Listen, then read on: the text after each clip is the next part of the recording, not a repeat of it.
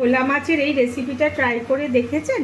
আজ দেখাবো আমি টমেটো ভোলার ঝাল। প্রথমে আমি মাছটা এখানে নুন হলুদ মাখিয়ে রেখেছি, দুটো পেঁয়াজ কুচিয়ে রেখেছি, আদা রসুন পেস্ট আর টমেটো কেটে রেখেছি আর কাঁচা লঙ্কা।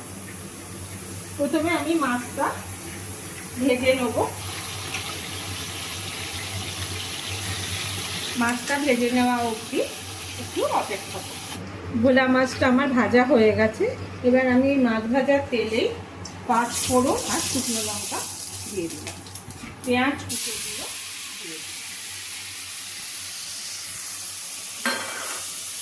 পেঁয়াজ কুচোটা একটু ভাজা হওয়া অবধি অপেক্ষা করতে হবে। পেঁয়াজটা আমার হালকা ভাজা হয়ে গেছে। এবার আমি আদা রসুন পেস্টটা এর মধ্যে দিয়ে দিচ্ছি। পেঁয়াজ আদা রসুন আমার 70% ভাজা হয়ে গেছে। আমি এবার কেটে রাখা টমেটোগুলো দিয়ে দিলাম। টমেটোগুলো দিয়ে আমি পরিমাণ মতো নুনটা দিয়ে দিচ্ছি। নুনটা দিয়ে টমেটোটা তাড়াতাড়ি নরম হয়ে যাবে।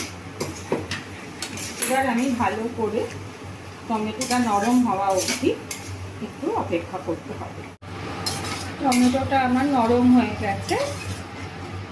1 চামচ হলুদ গুঁড়ো, 1/2 চামচ ঝাল লঙ্কার গুঁড়ো, 1/2 চামচ কাশ্মীরি লঙ্কা আর কেটে রাখা কাঁচা লঙ্কাগুলো দিয়ে দিই। এবার ভালো করে মশলাটা কষিয়ে নিয়ে একটু তেল ছাড়া অবধি একটু অপেক্ষা করব।